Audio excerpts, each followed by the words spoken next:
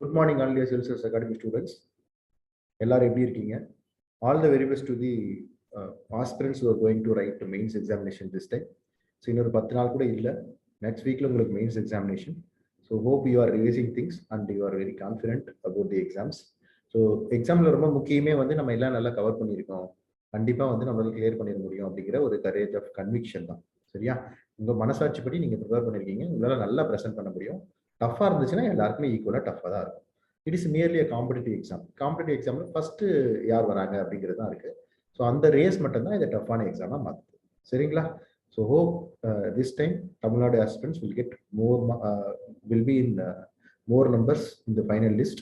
So All India Civil Service Coaching Center is working for that. Tamil Nadu government is also supporting that in all means.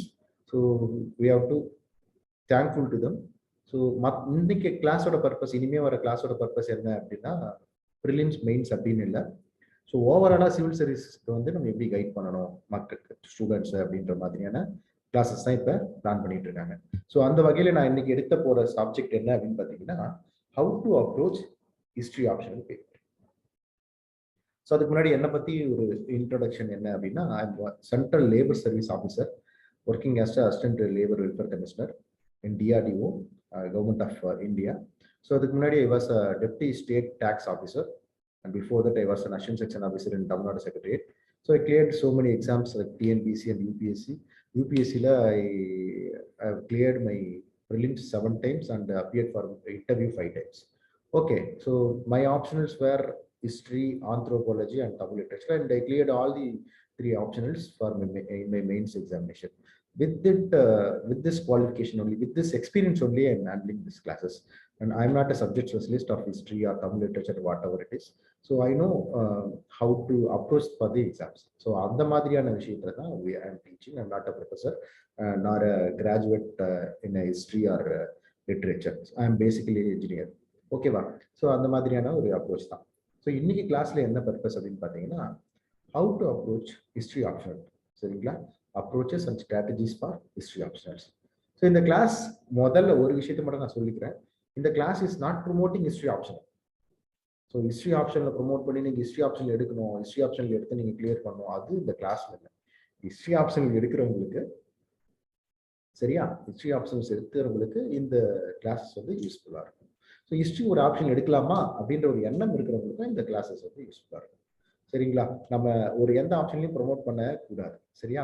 So ஆனால் இந்த class ஜென்ரலாக ஒரு ஸ்டூடெண்ட்ஸ்க்கும் use ஆகும், பிகினர்ஸ்க்கு especially. ஆப்ஷனல்ஸை முதல்ல எப்படி choose பண்ணுறது, optional பேப்பரோட வேல்யூ என்ன அப்படின்றத முதல் பார்ட்டில் பார்த்துட்டு ஹிஸ்ட்ரி ஆப்ஷனுக்குள்ள போகும். சரிங்களா? Optional papers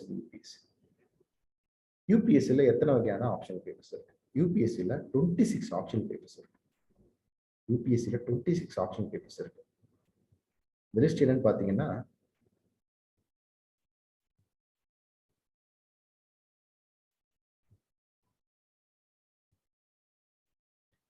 agriculture, animal husbandry, anthropology, botany, chemistry, civil engineering, commerce and accountancy, economics, electrical engineering, geography, geology, history, law, management, mathematics, mechanical engineering, medical science, physiology, philosophy, physics, PSIR, psychology, public administration, sociology, statistics and zoology.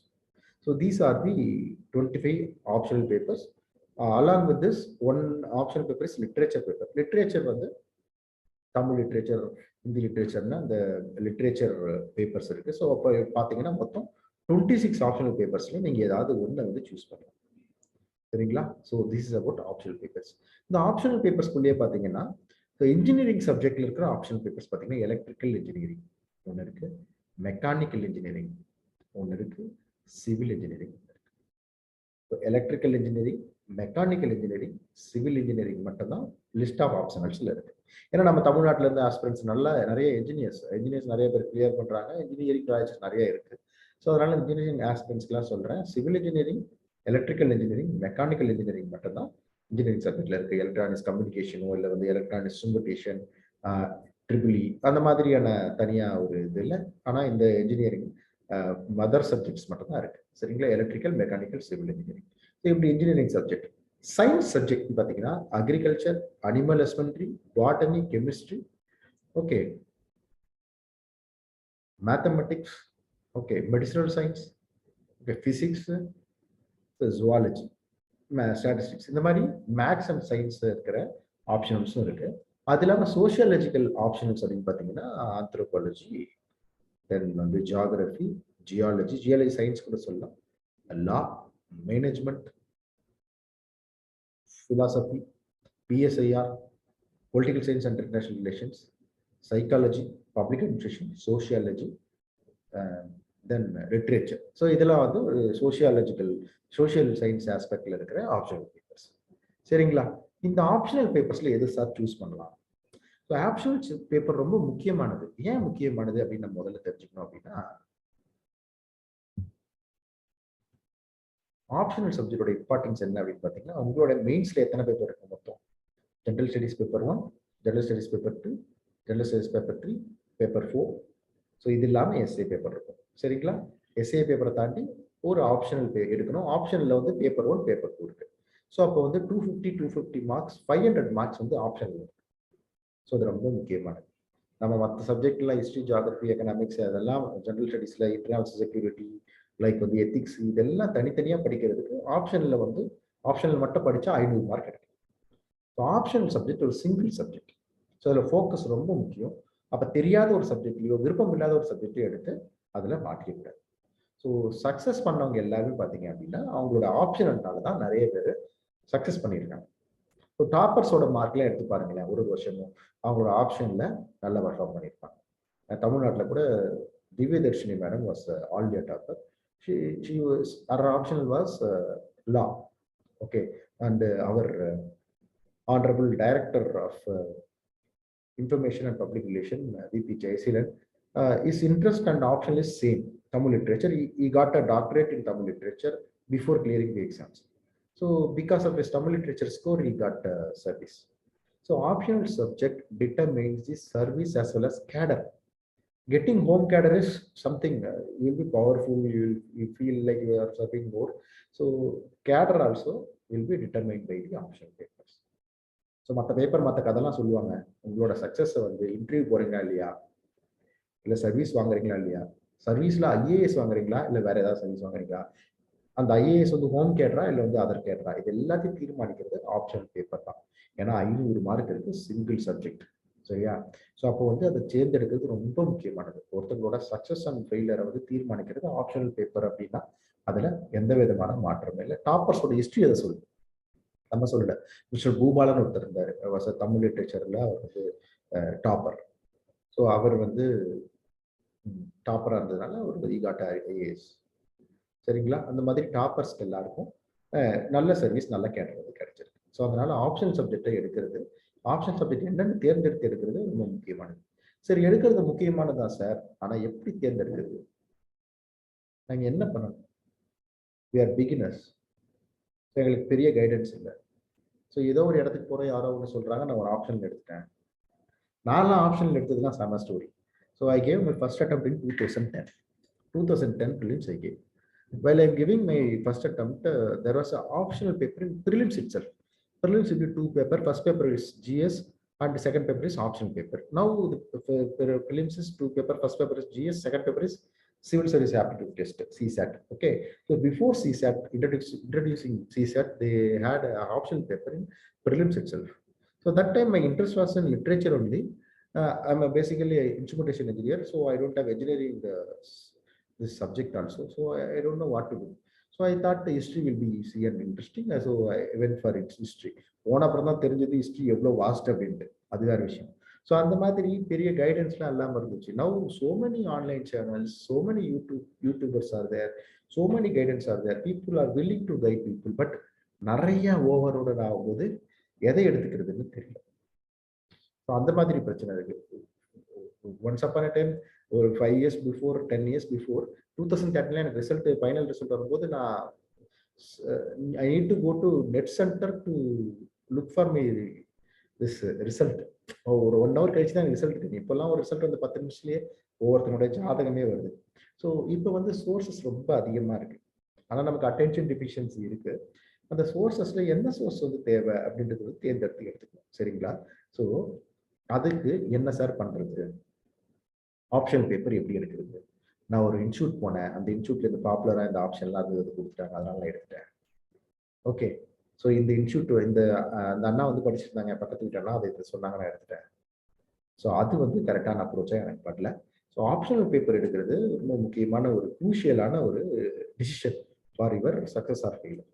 So நான் என்னோட bad experience என்னன்னா, நான் வந்து முதல்ல history and anthropology was my optional for my 2 mains. அந்த time mains clear ஆகல. Then I shifted to history ஒரு ஆப்ஷன்ல இருக்கும்போது. ஸோ ஹிஸ்ட்ரியில மார்க் வரல. ஆந்த்ரோல நல்ல மார்க் வருதுன்னு ஆந்த்ரோ ஜம்ப் பண்ணேன். ஸோ ஆந்த்ரோக்கு அப்புறம் தமிழ் லிட்ரேச்சர் நல்ல மார்க் வருதுன்னு தமிழ் லிட்ரேச்சர் ஷிஃப்ட் பண்ணேன். ஸோ இந்த மாதிரி ட்ரெண்டுக்கு ஏற்ற மாதிரி ஆப்ஷன் போனது தப்பாயிடுச்சு. ஸோ அப்போ what is the right method to choose optional அப்படின்றது கவிக்கோ அப்துல் ரஹ்மான் சொல்ற மாதிரி தோல்வியின் மூலம் தோல்வியின் வெற்றி. ஸோ நம்ம தோத்துட்டே இருந்து தோல்வி தான் நம்ம கிட்ட ஜெயிச்சிடுது. வெற்றி வந்து நம்மள்கிட்ட ஜெயிக்கவே முடியல இல்லையா? தோல்வியே எண்ணியன் பத்தினி அப்படின்னு சொல்லுவார் கவிக்கோ. ஸோ அந்த மாதிரி வந்து அந்த அனுபவத்துல தான் நம்ம வந்து இதை ஷேர் பண்றோம். ஸோ அதனால ஆப்ஷனல் பேப்பர் தேர்ந்தெடுக்கிறது ரொம்ப ரொம்ப ரொம்ப ரொம்ப வைட்டலான ஒரு ஒரு டிசிஷன். சரியா?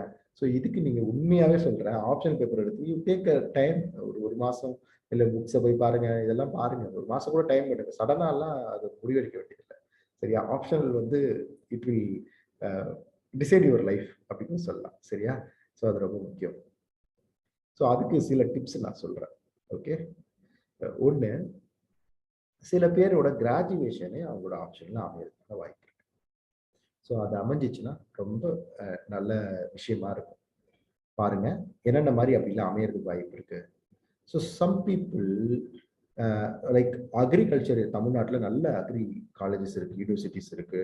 ஸோ நிறைய வந்து இந்த அக்ரி சயின்டிஸ்ட்லாம் வந்து தமிழ்நாட்டில் போவாங்க. ஸோ அந்த மாதிரி அக்ரிகல்ச்சர் இருக்கும்போது அவங்க கிராஜுவேஷன்ல அவங்க நல்லா படிச்சிருந்தாங்கன்னா they can choose that as optional. Agriculture science, veterinary science, even geology ஒரு college is there. And statistics. So இதெல்லாம் வந்து மேக்ஸ் இதெல்லாம் படிச்சவங்க இன்ட்ரெஸ்ட் இருக்கிறவங்க இந்த கிராஜுவேஷனை பேஸ் பண்ணி you can look for your option. Apart from graduation, சரிங்களா, you should look for your interest. Sir optional சப்ஜெக்ட்லாம் படிக்கணும் அப்படின்னா ஒரு நாளைக்கு வந்து நல்ல ஒரு சாதாரணமாக ஒரு ப்ரிப்பரேஷன் மோட்ல இருக்கும்போது ஆப்ஷனல் சப்ஜெக்ட்டுக்கு ஒரு 4 ஹவர்ஸ் ஆகுது நம்ம ஒதுக்குற மாதிரி 4 to 5 ஹவர்ஸ் ஒரு நாளைக்கு. ஒரு நாளைக்கு 4 to 5 ஹவர்ஸ் நம்ம ஒரு சப்ஜெக்ட்ல ஒதுக்கணும்னா அது இன்ட்ரெஸ்ட் இல்லாமல் அந்த சப்ஜெக்ட் எப்படி புரிஞ்சுக்க முடியும்? இன்ட்ரெஸ்ட் இல்லாமல் எப்படி புக் எடுக்க முடியும்? இன்ட்ரெஸ்ட் இல்லாமல் எப்படி தொட முடியும்? ஸோ அதனால இன்ட்ரெஸ்ட் வந்து ஆப்ஷனல் பேப்பர் சூஸ் பண்றதுல ரொம்ப முக்கியமானது. சில பேர் வந்து ஃபார் எக்ஸாம்பிள் அக்ரி கிராஜுவேட்ஸாக இருப்பாங்க. அவங்களோட இன்ட்ரெஸ்ட் வந்து தமிழ் லிட்ரேச்சர்ல இருக்கும். சரிங்களா? Jayaseelan sir also was an agri graduate but is interest is in Tamil. So அதனால வந்து opted for Tamil literature. So interest ரொம்ப முக்கியம் படிக்கிறது. சரிங்களா? ஸோ இன்ட்ரெஸ்ட் மட்டும் இருக்கு அப்படின்னா அது மட்டும் பத்துமா அப்படின்னா எனக்கு நான் நினைச்சுப்பேன் சார் எனக்கு சைக்காலஜினா ரொம்ப பிடிக்கும் சார். நான் வந்து மற்றவங்களோட ஆளை பார்த்தே வந்து அவங்கள கெஸ் பண்ணுவேன். நான் சைக்காலஜி எனக்கு ரொம்ப பிடிக்கும் அப்படின்னு நீங்க நினைப்பீங்க. சரிங்களா? சார் நான் ஸ்கூல்ல எல்லாம் வந்து ஜுவாலஜி நிறைய படிப்பேன் சார். பிசியாலஜி அதுலயும் இந்த ஹார்ட்டோட ஃபங்க்ஷன் இதெல்லாம் நான் பயங்கரமா படிப்பேன் சார் அப்படின்னு நீங்க அதுல இன்ட்ரெஸ்ட் அப்படின்னு நினைச்சுப்பீங்க. இன்ட்ரெஸ்ட் அதோட இல்லை, இன்ட்ரெஸ்டும் தேவைதான்.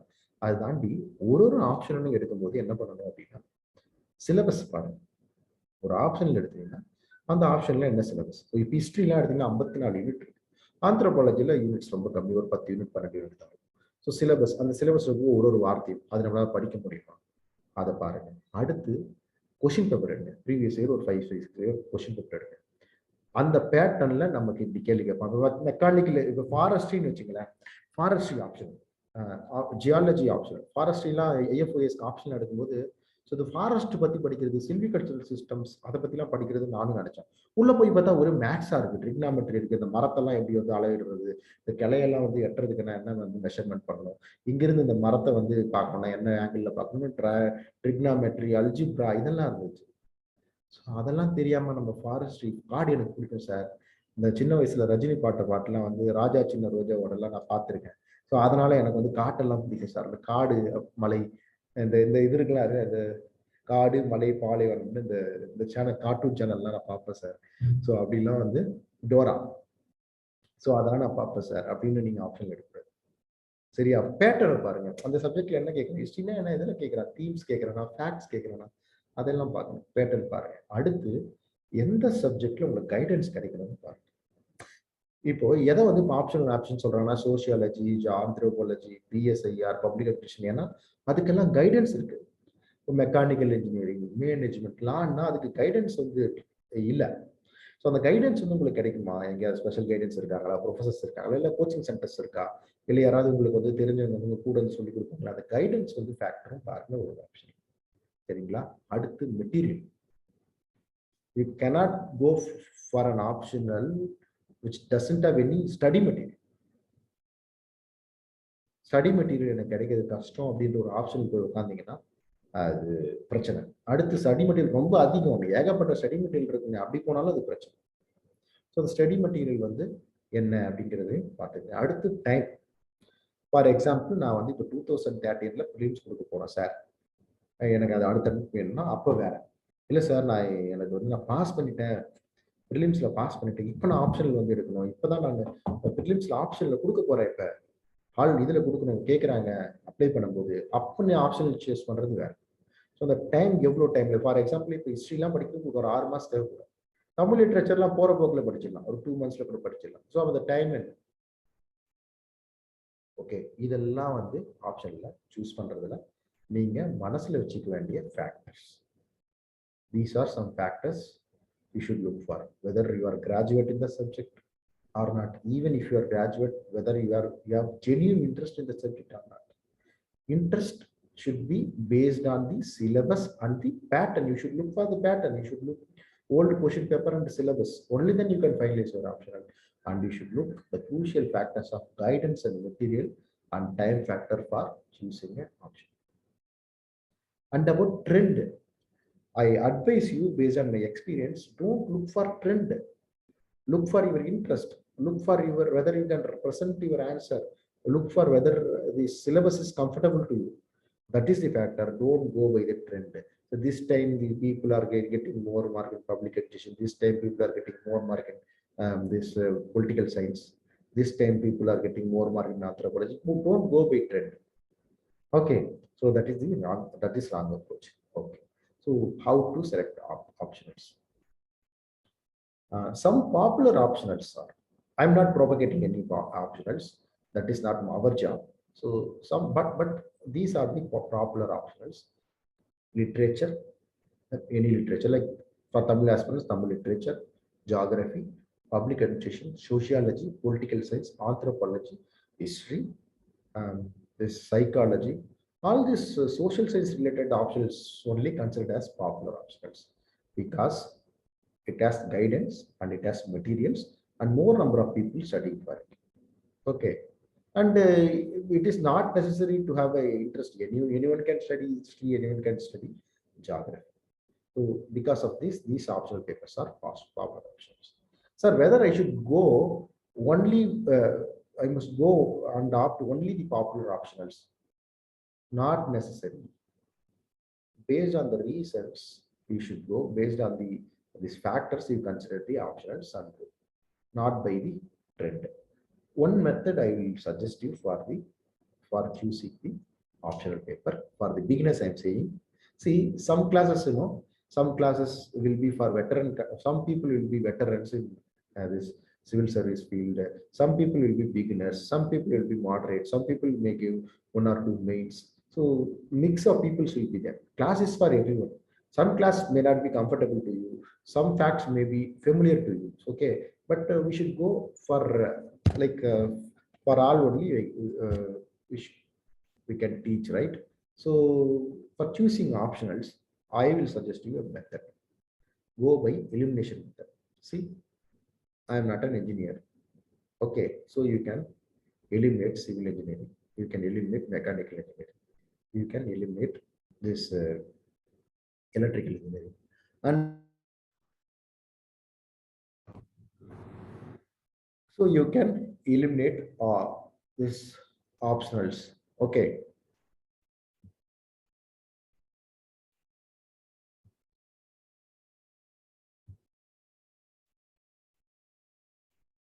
So you can eliminate the optionals like this engineering subject. You can eliminate. See, if you are not a doctor, then you can eliminate this say this medical science optional. Okay, if you are not a science graduate, you can eliminate this physics, chemistry, botany, zoology, and all. You can eliminate maths and all. So if you are like a non-science, social science interest candidate, you can choose by science optionals alone. Okay, if you end up on you can list out the optionals which you can do first. Then you eliminate one by one again. So go by the syllabus, go by the pattern, and look for the material, and you eliminate and fix one or two. Then come to us if necessary. We can guide you. Okay, that is the right way of choosing optional. Again, I'm repeating. Again, I'm saying our job is not to propagate or not to make you to select a particular option. So we are here to clarify your doubt and help you as much as possible. So we want our people should be in the list. So All India Civil Service Coaching Center is working for it. Okay. So then now we'll see the right approach to history optional paper. So again, we'll go these four factors. We'll see this today. First thing, the syllabus of history optional. Second thing is pattern of history optional paper, like what they are asking, from which area they are asking more, like that, and strategy for approaching history optional paper, and the source material to study in a history paper. So இதை மட்டும் நம்ம பார்க்க போறோம். These are the approaches to history optional paper. Okay. Before that, we should know the advantages of taking history as an optional paper. Okay, va?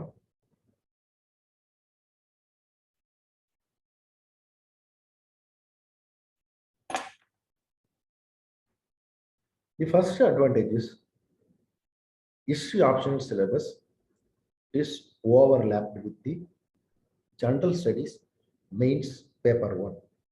So in general studies mains, you will be studying culture of ancient, medieval, and modern times. Okay, then you will be studying modern Indian history. Then you will be studying modern world history. Then you will be studying post-independence India. Except this post-independence India, that is only one unit in your mains UPSC history paper. Other three areas, modern Indian history, world history, then culture. Culture includes medieval and ancient period. So it will be overlapped with Indian history option paper. So overlapped with general studies 1. So history படிச்சீங்கன்னா general studies 1 syllabusல overlap ஆயிடும். ரெண்டாவது ப்ரிலிம்ஸ்லயும் நமக்கு history இருக்கு. ப்ரிலிம்ஸ்லயும் you are going to study ancient India, medieval India, modern India, culture. So you cannot ignore history. Without studying history, you cannot approach UPSC. Okay, UPSC prelims படிக்கிறதுக்கு history வேணும், mains படிக்கிறதுக்கு nearly one fourth of your this 1/3 of your paper 1 is general studies. Paper 1 is history. The second one is geography. The next one is sociology, right? So 1/3 of your marks will be like nearly 100 marks will be from will come from history. So that is the first important factor. First advantages of studying history. Then for prelims, if you are taking history as a option subject, and I hope you will be clearing exam. The person with the optional of history and he is very clear in Indian polity, then he automatically can clear prelims. So it's because you'll be very familiar with history and you will be answering all the history question and you will be familiar with polity. So history polity படிச்சாலே you'll be getting around 35 marks. Then அங்க இங்க போட்டிங்கன்னா you'll be getting 50% mark. Okay, so இந்த jack of அந்த ரெண்டு இதுல மட்டும் நான் ரொம்ப நல்ல ஒரு ஸ்ட்ராங்காக இருந்தீங்கனாலே you can clear prelims. So அதுக்கும் ஹிஸ்ட்ரி யூஸ் ஆகும். Then you cannot ignore history. Without history you cannot go up to main stage. So ப்ரிலிம்ஸ்க்கு ஹிஸ்ட்ரி படிக்காமல் மெயின்ஸ்கே போக முடியாது. Then the person your perception about an issue will change when you are studying history paper as well as literature paper. ஒவ்வொரு issue உங்களோட பார்க்கும்போது உங்களோட கண்ணோட்டம் மாறும். இது உங்களோட எஸ்ஏ பேப்பர் எழுதும் போது யூஸ் ஆகும்.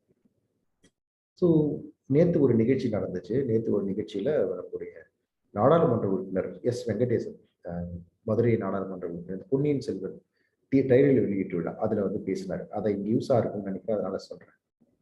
ஹிஸ்டரி அப்படிங்கிறது வந்து 3 காலத்தையும் குறிக்கும் அப்படின்னு சொல்றாங்க. இறந்த காலம், நிகழ்காலம், எதிர்காலம். என்னங்க எதிர்காலம் அப்படின்னா, இறந்த காலத்துல இருக்கிற பிரச்சனைகளை படிச்சு அதை நிகழ்காலத்துல புரிஞ்சுக்கிட்டு எதிர்காலத்துல அந்த மாதிரியான பிரச்சனைகள் வராம இருக்கிறதுக்கு ஹிஸ்டரி யூஸ் ஆகும் அப்படின்னு வந்து நம்ம புரிஞ்சுக்க முடியுது. ஸோ அப்போ ஹிஸ்ட்ரி படிக்கும்போது நம்மளுடைய பெர்செப்ஷன் எஸ்ஏல எழுதும்போது எஸ்ஏல இப்போ ஃபார் எக்ஸாம்பிள் உமன் இஷ்யூவை பற்றி கேட்குறான்னு வச்சுக்கோங்க. ஸோ உமன் இஷ்யூவை பற்றி கேட்குறாங்க.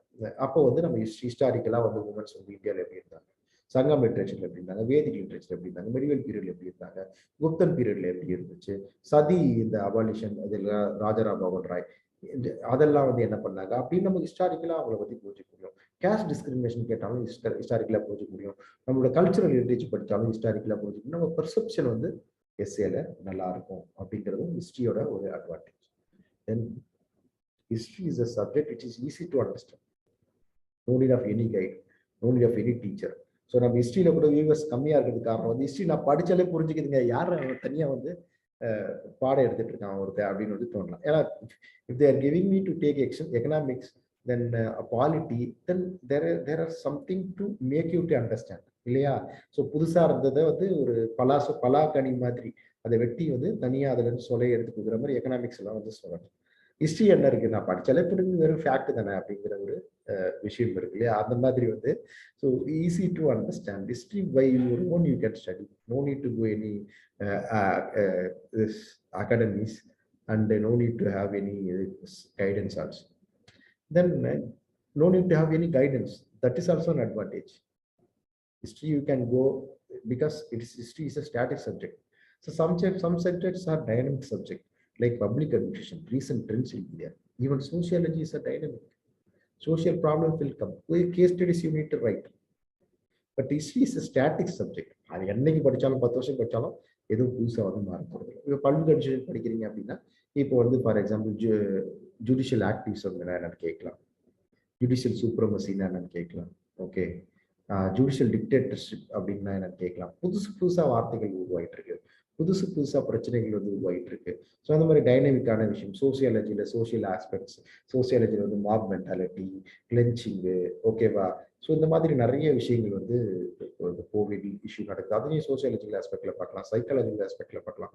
அதெல்லாம் டைனமிக். ஆனால் ஹிஸ்ட்ரி வந்து static subject.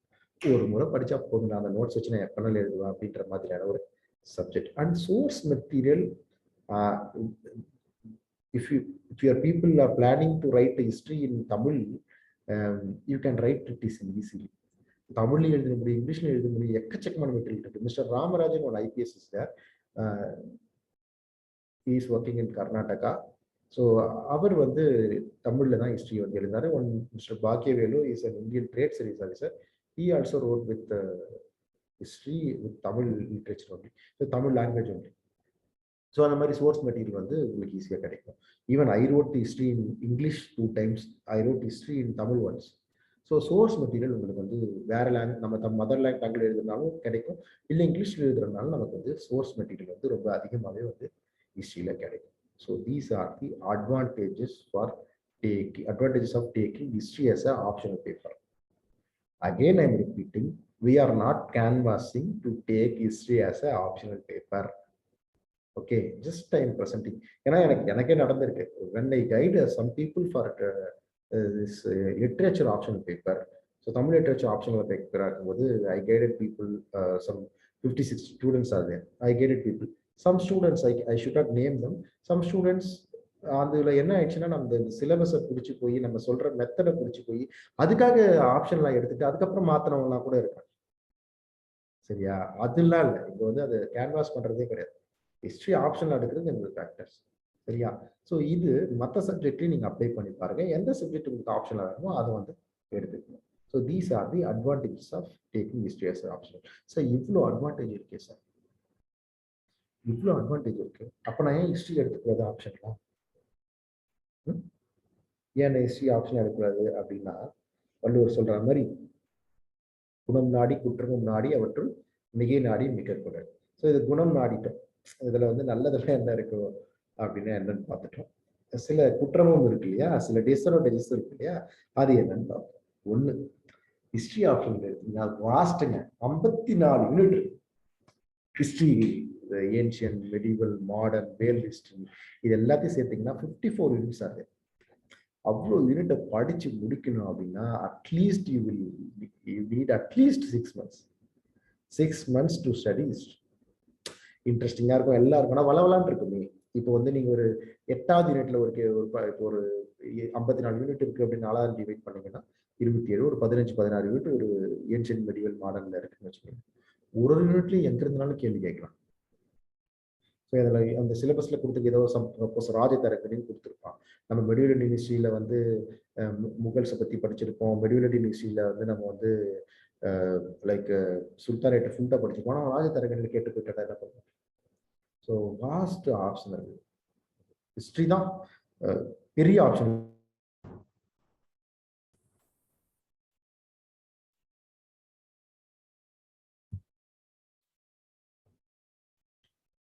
Genuine interest is needed to study history as an optional paper. சும்மா நான் ஏதோ ஒன்று ஹிஸ்ட்ரி எனக்கு பிடிக்கும், ஹிஸ்ட்ரி நான் வந்து ஸ்கூல்ல படிக்கும்போது நான் மேப்ல நிறைய வரைவேன் சார் அப்படின்லாம் சொன்னீங்கன்னா அதெல்லாம் நினைக்கிறது. Genuine interest is needed to opt history as an optional paper.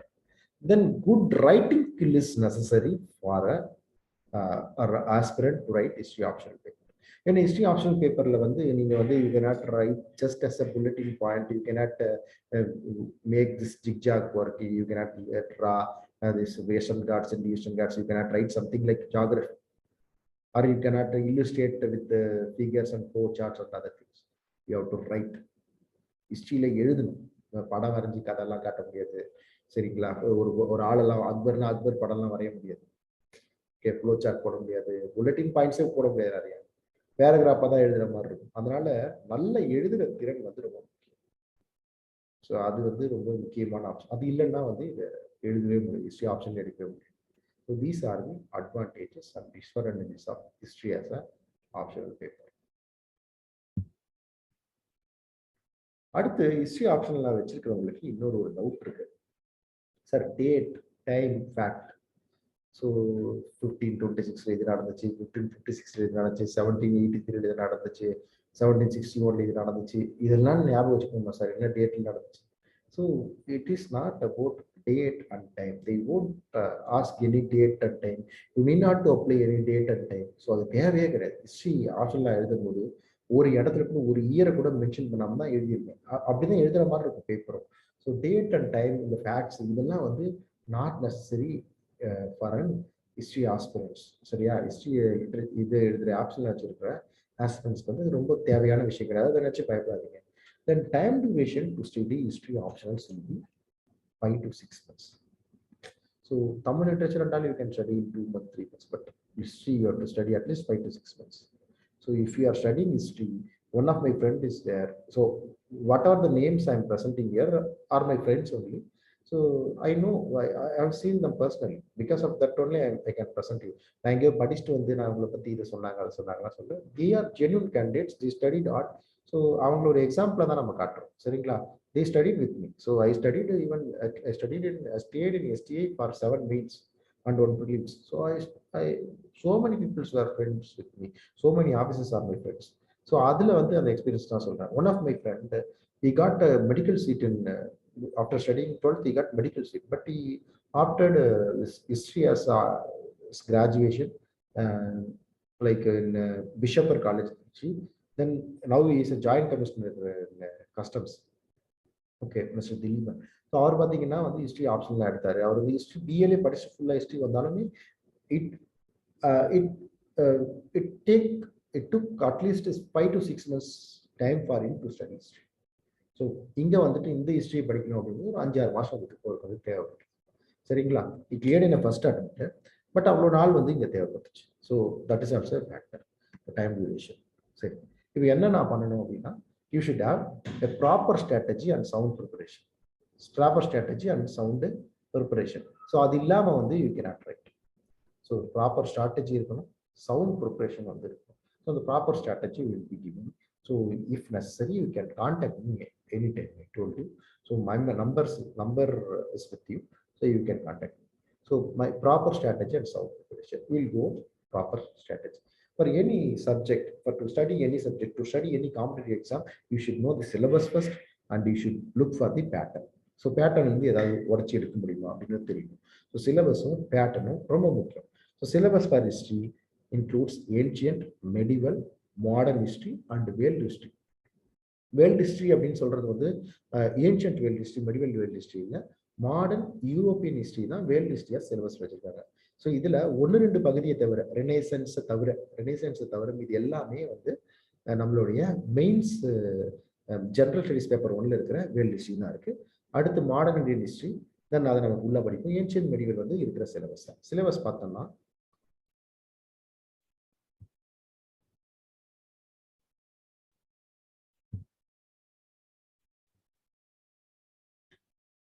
First வந்து it's about ancient India. Ancient Indian ஹிஸ்ட்ரியில பார்த்தீங்கன்னா சோர்சஸ் ரொம்ப முக்கியமான ஒரு பேப்பர் வந்து இந்த சோர்சஸ் ரொம்ப முக்கியமானது.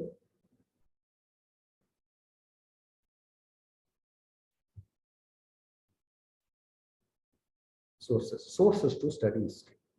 So sources என்னன்னா, it is the flavor to write early history answer. So ஒவ்வொரு சப்ஜெக்ட் படிக்கிறதுக்கும் ஒரு சப்ஜெக்ட் எழுதுறதுக்கு ஒரு ஃபிளேவர் இருக்கு. For example, if you are writing sociology as ஒரு option paper, then you should quote case studies and about sociologist சொன்னதை பத்தி, case ஸ்டடிஸை பத்தி நீங்க எழுத வேண்டியதா இருக்கும். If you are writing literature as ஒரு option paper, you should quote some songs or some literary evidences, so something about this, about literary personalities, about their sayings. So இதில் சங்கம் லிட்டரேச்சர், இந்த பாட்டு எழுது, அதெல்லாம் எழுதணும். ஹிஸ்ட்ரி எழுதும் போது ஹிஸ்ட்ரியில சோர்ஸ், இந்த மேனஸ்கிரிப்ட் இப்படி இருக்கு, இந்த இன்ஸ்கிரிப்ஷன் இது சொல்லியிருக்கு, ஸோ இந்த ஹிஸ்டாரியன் ஃபாரின் அக்கௌண்ட்ல இது இருக்கு, இந்த நியூமஸ்மேட்டிக்ல இது இருக்குன்னு எழுதுனீங்கன்னா that is the historical flavour. So அதை தான் வந்து திருத்தரவு வந்து பார்ப்பாங்க. ஸோ அதனால இந்த சோர்ஸ் வந்து ரொம்ப முக்கியம். So archaeological history, then pre history and proto history. So நான் உங்களுக்கு கிளாஸஸ்ல எல்லாத்தையும் எக்ஸ்பிளைன் பண்ணியிருக்கேன். ப்ரீ ஹிஸ்ட்ரினா என்ன, ப்ரோட்டோ ஹிஸ்ட்ரினா என்ன சொல்லியிருக்கேன். ப்ரோட்டோ ஹிஸ்ட்ரி இந்தியாவில் ப்ரோட்டோ ஹிஸ்ட்ரி, ப்ரீ ஹிஸ்ட்ரினா எந்த விதமான லிட்டரரி எவிடன்சஸுமே இல்லாததுக்கு ப்ரீ ஹிஸ்ட்ரி, வெறும் ஆர்கியாலஜிக்கல் சோர்ஸ் மட்டும் வச்சிருந்தாங்கன்னா, ப்ரோட்டோ ஹிஸ்ட்ரினா லிட்டரரி எவிடன்சஸ் இருக்கான என்னன்னு டிசைட் பண்ணல. லைக் வந்து நம்மளோட இண்டஸ் வேலி சிவிலைசேஷன் இதெல்லாம் சரிங்களா. அடுத்து வந்து இண்டஸ் வேலி சிவிலைசேஷன், தென் மெகாலித்திக் கல்ச்சர். இதுல வந்து விச் இன்க்ளூட்ஸ் நம்ம south Indian history, iron industry இதெல்லாம். Then Aryans and Vedic age, period of Mahajanapadas, Mauryan Empire. So here also they will be mentioning some key this concept of dharma. They will be asking questions particularly in the syllabus only. Syllabus தாண்டி எதுவும் கேட்கவே மாட்டாங்க. நான் சிலபஸ்லேயே அவ்வளோ கொடுத்துருக்கேன். Sungas, Kanvas, post Mauryan history, early state and society in east and Deccan and south India, இதில் சங்கம் ஏஜ்லாம் வந்துடும்.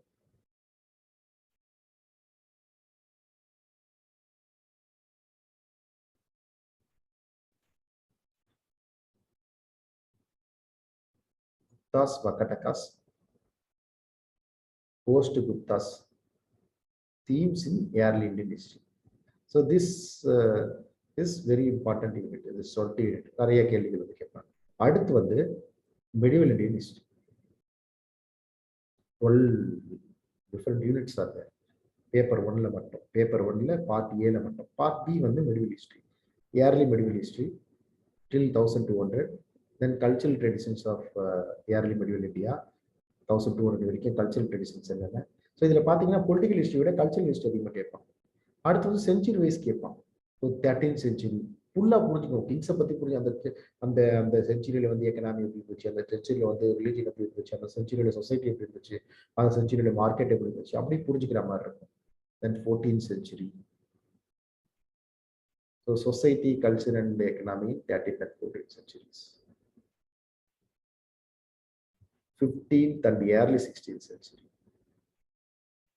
பொலிட்டிக்கல் டெவலப்மெண்ட்ஸ், அதே மாதிரி சோசியோ கல்ச்சரல் டெவலப்மெண்ட்ஸ். ஸோ நம்ம வந்து ப்ரிலிம்ஸ்க்கெலாம் மற்றதுக்கெலாம் படிக்கும்போது எப்படி பார்ப்போம் அப்படின்னா, அந்த ஏஜில் வந்து பொலிட்டிக்கல் இது வந்து பார்ப்போம். பட் இங்கே படிக்கும்போது என்னென்னு பார்க்குறோம் அப்படின்னா, அந்த ஏஜை வந்து முழுசாக பார்த்து அதில் சோசியோ எக்கனாமிக் டெவலப்மெண்ட்ஸை பார்க்குறோம். ஆக்சுவலி என்னோட கிளாஸை ஃபாலோ பண்ணியிருந்தீங்கன்னா I will be teaching more for mains than prelims. So அப்படி அந்த ஐடியாவில் தான் நான் வந்து எடுத்திருப்பேன்.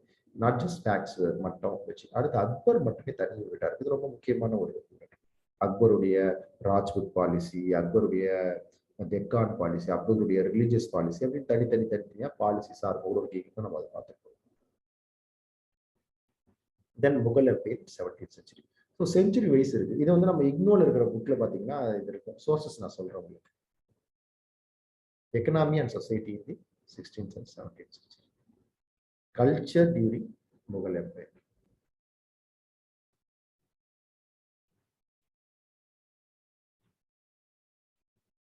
செஞ்சுரி.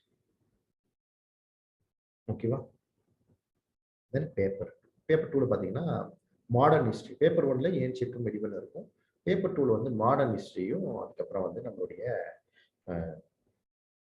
மாடர்ன் வேர்ல்ட் ஹிஸ்ட்ரியும் வந்து இருக்கும் பேப்பர் டூல. ஓகேவா? European penetration into advent of European student. So தனித்தனியாக வந்தவங்க எல்லாரும் என்ன, Carnatic wars, battle of Plassey, battle of Buxar எல்லாமே வந்து இங்க கொடுத்துருப்பாங்க. அடுத்து how British expanded in India. Okay, Anglo Maratha war, Anglo Mysore war, Anglo Carnatic war. Then early structures of British Raj. So dyarchy, how the introduced this dyarchy, early acts, charter acts எல்லாம். Economic impact of British rules. இது எல்லாமே நம்ம பார்த்துருக்கோம். Socio cultural developments.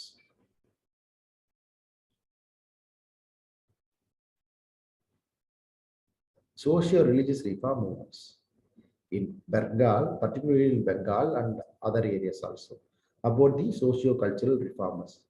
India's response to British appraisals, early appraisals, factors leading to the birth of early nationalism, pre-Congress associations, rise of Gandhi. So moderate extremist rise of Gandhi. Constitutional developments from 1858 to 1935. Other stands in the national movement, like revolutionary terrorism, adella.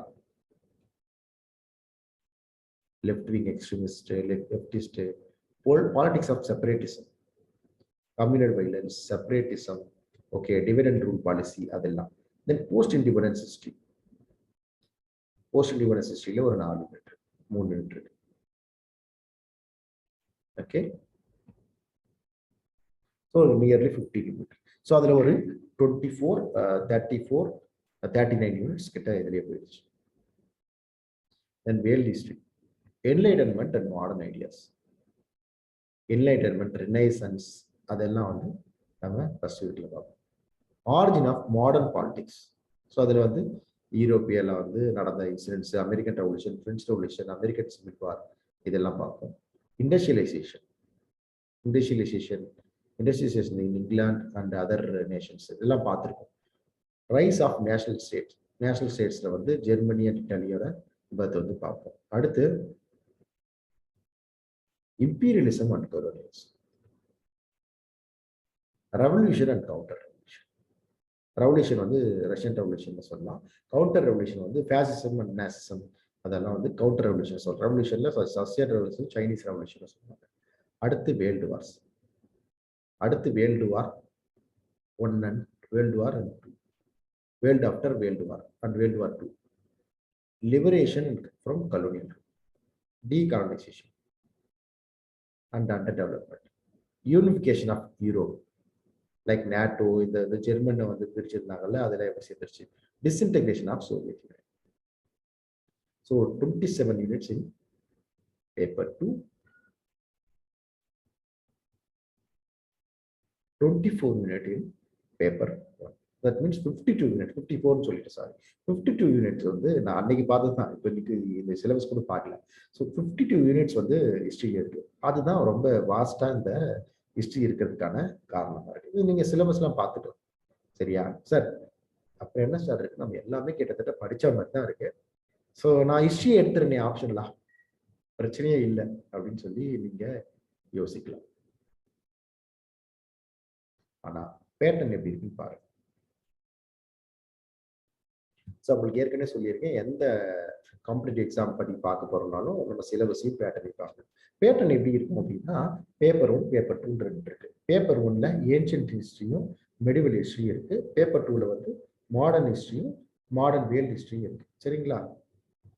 3 hours exam 250 marks per each paper. So paper 1ல பார்த்தீங்கன்னா முதல்ல map வந்து இருக்கும். Map வந்து 50 marks. அதான் ஒரு question வந்து map மட்டுமே. மேப் ரொம்ப முக்கியமானது. ஏன்னா வந்து இதுல 50க்கு 50 எடுக்க முடியும். நீங்க மத்ததெல்லாம் என்னதான் எழுதினாலும் நீங்க வந்து 50 மார்க் அட்டன் பண்ணீங்கன்னா ஒரு 30 எடுக்கிறது ரொம்ப கஷ்டம். ஆனா மேப் ரொம்ப முக்கியம். மேப் வரையறதுக்கு என்ன நிறைய நல்ல மெத்தட் இருக்கு அப்படின்னா கிரிட் மெத்தட் இருக்கு. முன்னாடிலாம் மேப் நம்மளே வந்து பாயிண்ட் குடிக்கிற மாதிரி இருக்கும். இப்போ பாயிண்ட் வந்து குடிச்சிடுறாங்க. அதுல வந்து என்னன்னு பார்க்கணும். அப்போ வந்து நம்ம மேப்பை வந்து தனியா ஹிஸ்டரி த்ரூ மேப்ஸ்னு ஒரு புத்தகம் இருக்கு. அதுல யூ கேன் ஸ்டடி. நீங்க என்னன்னா இந்த மாதிரி ஒரு மேப்பை வந்து வாங்கிட்டு இந்தியா மேப் மாதிரி ஒரு வாங்கிட்டு so you can make a grid.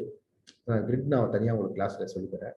So grid மாதிரி வரைஞ்சிட்டு இங்க இருந்து ஸோ இது ஒரு பாயிண்ட், ஸோ இது ஒரு பாயிண்ட், இது ஒரு பாயிண்ட், இதுக்கு ஒரு பாயிண்ட், கிரிட் மாதிரி வரைஞ்சிட்டு ஸோ அதுக்குள்ள எங்க அந்த ஹிஸ்டாரிக்கல் சைட் வரும் அப்படின்னு நீங்க டெய்லியும் மேப்பை வந்து நோட் பண்ணி வைக்கிற மாதிரி இருக்கும். ஸோ ஃபார் எக்ஸாம்பிள் மேப் என்ன கொடுத்துருக்காங்க அப்படின்னு பார்த்தீங்கன்னா 20 என்ன இருக்கு,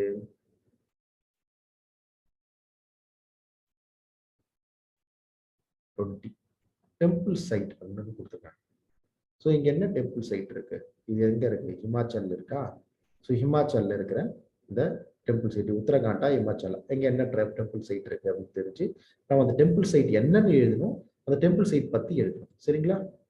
அப்ப 19 வந்து Buddhist monastic centre.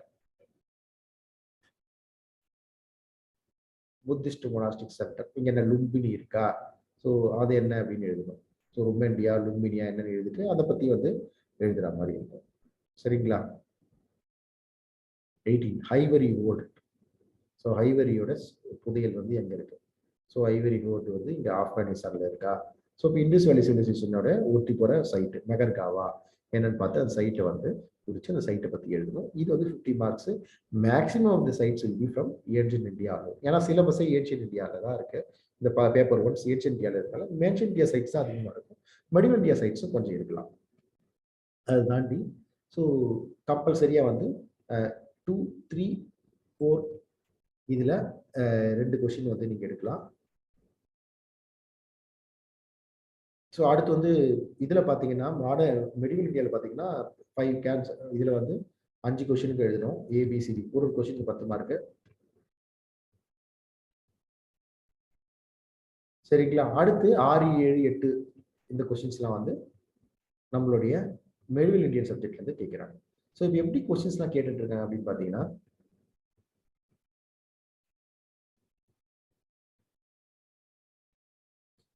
question number 1 and 5 are compulsory and out of remaining 3 are to be attempted. So மொத்தம் 5 கொஸ்டின் எழுதணும். அதுல 1, 2, 1, 5 கம்பல்சரி. மீதி ஒரு சப்ஜெக்ட்ல வந்து அது ஒரு ஏரியால ஒரு கொஸ்டின், இன்னொரு ஏரியால 2 கொஸ்டின் எடுக்கலாம். ஸோ ஜென்ரலா வந்து இதுல என்ன ஸ்ட்ராட்டஜி அப்படின்னு பாத்தீங்கன்னா ஏன்ஷியன் இந்தியா விட மெடிவல் இந்தியால 2 கொஸ்டின் எடுத்து எழுத சொல்லுவாங்க. பேப்பர் 1ல ஏன்ஷியன் இந்தியா கொடுக்குற இம்பார்ட்டன்ஸை விட மெடிவல் இந்தியாவுக்கு அதிகமாக இம்பார்ட்டன்ஸ் கொடுத்து சொல்லுவாங்க. ஏன்னா 2 ஃபேக்டர். மெடிவல் இந்தியால சிலபஸ் கம்மி. சரிங்களா? மெடிவல் இந்தியாவில் சிலபஸ் கம்மியான எல்லாத்தையும் கவர் பண்ணிடலாம். ரெண்டாவது மெடிவல் இந்தியாவுக்கு வந்து சோர்சஸ் வந்து வேற சோர்சஸ் கிடையாது, எல்லாம் ஒரே சோர்சஸ் தான். ஈஸியா வந்து சோர்சஸ் வச்சு மெடிவல் இந்தியாவுக்கு எழுத முடியும். மாடர்ன் ஏன்ஷியன் இந்தியாவில் வந்து அசம்ஷன் வச்சு தான் பெருசா எழுத முடியும். சரிங்களா? அப்ப ஃபர்ஸ்ட் கொஸ்டினும் 5th கொஸ்டின் எழுதிடுவீங்க. மத்த இங்க ரிமைனிங் 2, 3, 4ல ஏதாவது ஒரு 2 கொஸ்டினும் ஒரு கொஸ்டினையும் சரிங்களா 2, 3, 4ல ஒரு கொஸ்டினும் 6, 7, 8ல வந்து 2 கொஸ்டினையும் வந்து எழுதுற மாதிரி நம்ம பார்த்துக்கணும். அதுக்கேற்ற மாதிரி நம்ம படிக்கணும். இதுதான் ஸ்ட்ராட்டஜி. ஸோ இந்த என்ன மாதிரி கொஸ்டின் கேட்குறாங்க அப்படின்னு பார்த்தீங்கன்னா do you agree that ecological factors influence the flow and ebb of Harappan civilization? comment.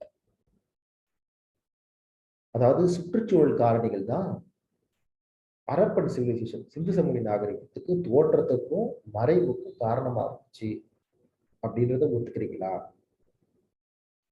சரிங்களா? இதை கமெண்ட் பண்ணுங்க அப்படின்னு வந்து கேள்வி கேட்டிருக்கு. ஸோ ஈக்காலஜிக்கல் ஃபேக்டர் இல்லைன்னா இந்த சிவிலைசேஷன் வந்திருக்குமா? நதிகள் நாகரிகம், நதிகள் முக்கியம், அதுக்கான மழைகள் முக்கியம். ஸோ அங்க வந்து இது என்ன சொல்றது பேண்ட் பிளிக்ஸ் வந்து சுட்ட செங்கற்கள் வச்சிருந்து வீடு கட்டினாங்க. ஸோ அப்போ வந்து மரக்கட்டைகள் இல்லாமல் முடிக்க முடியுமா? ஸோ அந்த ஈக்காலஜிக்கல் ஃபேக்டர். அதே மாதிரி அழியறதுக்கும் ஸோ எப்படி வந்து ரிவர் ஷிஃப்டிங் ஆஃப் ரிவர், இன்னைக்கு சரஸ்வதினு ஒரு ரிவரே இல்லை. ஸோ அந்த ரிவர் அழிஞ்சிருது. ஸோ அந்த ரிவர் ஷிஃப்டிங், அந்த ஃப்ளட் அந்த அப்புறம் வந்து அந்த விவசாயம் அழிஞ்சு போகிறது ரிவர் ஷிஃப்டிங்னால. ஸோ விவசாயம் எல்லாம் ஃபுட் இல்லைன்னா அந்த சிவிலைசேஷன் எப்படி இருக்கும்?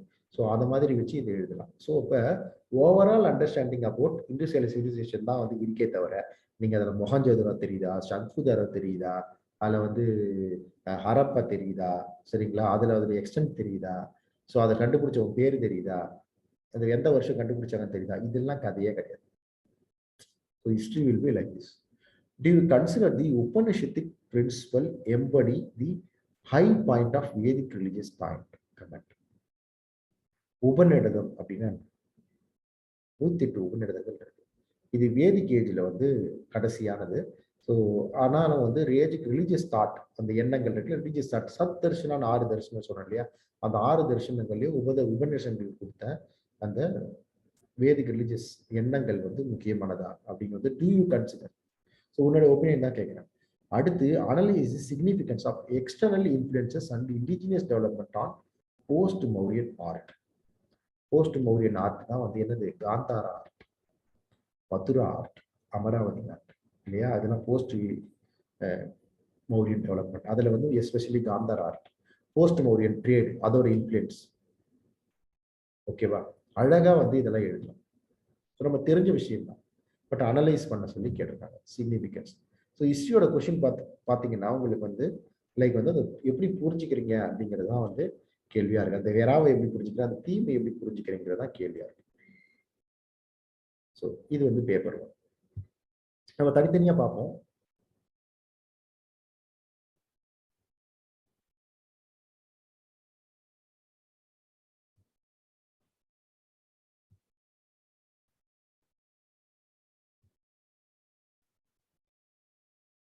பேப்பர் 2, பேப்பர் 2ல பார்த்தீங்கன்னா மாடர்ன் இந்தியன் ஹிஸ்ட்ரியும் வேர்ல்டு ஹிஸ்ட்ரியும் இருக்கு. சரிங்களா? மாடர்ன் இந்தியன் ஹிஸ்ட்ரி, வேர்ல்டு ஹிஸ்ட்ரியில இதுல எந்த ஏரியா சார் நம்ம அதிகமாக எடுக்கணும்? ஏற்கனவே உங்களுக்கு சொல்லும் போது என்ன சொன்னேன், ஃபர்ஸ்ட் பேப்பர் 1ல வந்து நீங்க மெடிவல் இந்தியாவுக்கு ரொம்ப இம்பார்ட்டன்ஸ் கொடுக்கணும் மாடர்ன் இந்தியா விட அப்படின்னு சொன்னோம். பேப்பர் 2ல பொறுத்த வரைக்கும் நீங்க வந்து வேர்ல்டு ஹிஸ்ட்ரிக்கு ரொம்ப இம்பார்ட்டன்ஸ் கொடுக்கணும் மாடர்ன் இந்தியா விட. ஏன் சார்? எங்களுக்குலாம் மாடர்ன் இந்தியா நல்லா வருமே, ஈஸியா வந்து நாங்கள் அதெல்லாம் படிச்சிருக்கோம், நீங்க வேற வந்து புதுசா வந்து வேர்ல்டு ஹிஸ்ட்ரிக்கு இம்பார்ட்டன்ஸ் கொடுத்து சொல்றீங்க அப்படின்னு உங்களுக்கு தோணுச்சுன்னா, மாடர்ன் இந்தியன் ஹிஸ்ட்ரி எழுதும் போது உங்களோட பொலிட்டிக்கல் ஐடியாலஜிலாம் உங்களோட ஆன்சர்ல ரிஃப்ளெக்ட் ஆகிறதுக்கான வாய்ப்பு. ரெண்டாவது, மாடர்ன் இந்தியன் ஹிஸ்ட்ரி சிலபஸும் ரொம்ப வாஸ்ட். வேர்ல்டு ஹிஸ்ட்ரியோட சிலபஸ் பார்த்தீங்கன்னா ரொம்ப லிமிட்டடான சிலபஸ். அது இல்லாமல் அதில் ஐடியாலஜிக்கல் பிரச்சனையே இல்லை, வேற சோர்சஸ் இல்லை. இந்த சுமித் சர்க்கார் எப்படி சொல்லியிருக்காரு, பிபின் சந்திரா எப்படி சொல்லியிருக்காரு, ஆர்டி கத்தி இப்படிலாம் யோசிக்க வேண்டியது. குரோவர் அண்ட் குரோவர்ல இப்படி இருக்குன்னா நீங்க மாடர்ன் இந்தியாவுக்கு யோசிக்கணும், வேர்ல்டு ஹிஸ்ட்ரிக்கு யோசிக்க முடியாது. ஸோ இந்த அப்ரோச் நான் எப்படி கொடுக்குறேன் அப்படின்னா based on the marks. So world history attend பண்ணும்போது நமக்கு இவ்வளோ மார்க்ஸ் வந்திருக்கு, மாடர்ன் இந்தியா அட்டன் பண்ணும்போது நமக்கு இவ்வளோ மார்க்ஸ் வந்திருக்கு அப்படின்றது மார்க்ஸை வச்சு தான் நம்ம வந்து சொல்றோம். சரிங்களா? ஸோ இதே மாதிரி தான் 1 and 5 இஸ் கம்பல்சரி, 6, 7, 8, 2, 3, 4ல வந்து ரெண்டு ஒரு கொஸ்டின், அதில் 2 கொஸ்டின் இருக்கு, மொத்தம் 5 கொஸ்டின்ஸ் அட்டன் பண்ணணும்.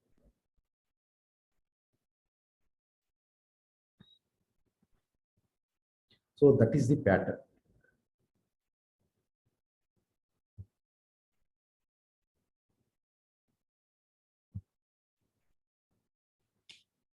ஸோ பேட்டர்ல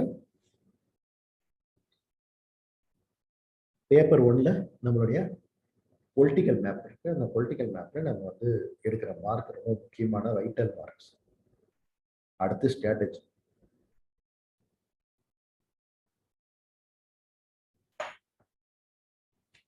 சிலபஸ் பார்த்துட்டோம், பேட்டர்ன் பார்த்துட்டோம், வேர் டு ஸ்டார்ட், ஸ்ட்ராட்டஜி என்ன, ஸ்ட்ராட்டஜி பார்த்துட்டு அப்புறம் வேர் டு ஸ்டார்ட் அப்படின்னு இல்லை வேர் டு ஸ்டார்ட் அப்படின்னு கூட முதல்ல பார்த்தோம். நான் ஹிஸ்ட்ரி ஆப்ஷன் எடுக்க முடிவு பண்ணிட்டேன் சார், எப்படி சாரை படிக்கிறது அப்படின்னா go for your NCERT, old NCERT books. முதல்ல நான் உங்களுக்கு சொல்ல வேண்டியது ஓல்டு என்சிஆர்டி புக் தான் எடுக்க சொல்லுவேன். ஓல்டு என்சிஆர்டி புக் ஏன்ஷியன்ட் இந்தியாவுக்கு ஆர்எஸ் சர்மா, மெடிவல் இந்தியாவுக்கு medieval India JL Mehta, modern India Bipin Chandra. Okay, medieval இந்தியாவுக்கு Satish Chandra, ancient India RS Sharma, medieval India Satish Chandra, modern India Bipin Chandra. World ஹிஸ்டரிக்கு அர்ஜுன் தேவ்.